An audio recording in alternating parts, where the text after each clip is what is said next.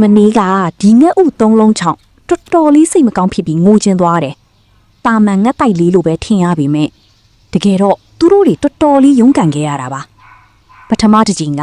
လီကတော်တော်ပြင်းတော့တစ်ပင်တွေတောင်လဲတော့မလို့ပဲ။ဒါပေမဲ့ဥသုံးလုံးစလုံးဘာမှမဖြစ်ခဲ့ဘူး။အဲ့ဒီတော့ကတွေးမိတာကအခုတော့သူတို့လေးတွေဘေးကင်းသွားပြီပေါ့။ဒါပေမဲ့မင်းည29ရက်4လ2026ကမုန်တိုင်းကတော်တော်လေးပြင်းခဲ့တယ်။မိုးလေးသေးလီလေးအရန်တိုက်တယ်။အင်္ဂါတစ်ပင်တွေမကျိုးပေမဲ့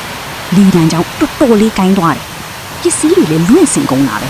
။အဲ့ဒီအချိန်မှာတခုပဲတွေးမိနေတယ်။ငှက်ဥလေးတွေရောအဆင်ပြေပါမလား။အရန်ဆိုးရင်ခဲ့တာ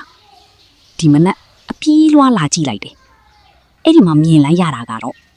ဥနှလုံးလေးပဲကြံနေ။တလုံးကတော့လွင့်သွားတယ်ထင်ပါတယ်။အတိုက်ကတော့အကောင်းနိုင်ရှိနေတော့မယ်။အမိငှက်လီဆောက်ထားတဲ့ဒီအတိုက်သေးသေးလေးကထင်ထားတာထပ်ပိုခိုင်ခန့်နေတယ်။လီတွေမိုးတွေဘလောက်တိုက်ပါစီ။သူကတော့သူ့ကလေးလေးတွေကိုကာကွယ်ပြီးနိုင်ခဲ့တယ်။ဒါကြောင့်ပြောချင်တာကတခါတလေတီးငယ်တွေလို့ထင်ရတဲ့အရာတွေကကျမတို့ထင်ထားတာထပ်ပိုပြီးခိုင်ခန့်တတ်ပါတယ်။ဘဝရဲ့မုန်တိုင်းတွေကိုရင်ဆိုင်နေရတဲ့သူတွေရှိရင်ဒီဗီဒီယိုလေးကိုကြည့်လိုက်ပါ။တခါတလေကျမတို့လည်းအဲ့ဒီငှက်တိုက်လေးလိုပဲထင်ထားတာထပ်ပိုခိုင်ခန့်နေတတ်ပါတယ်။ဒီဗီဒီယိုလေးကိုကြည့်ပြီးတစ်ခုခုခံစားမိရင် follow and share လုပ်ထားပေးပါဦးနော်။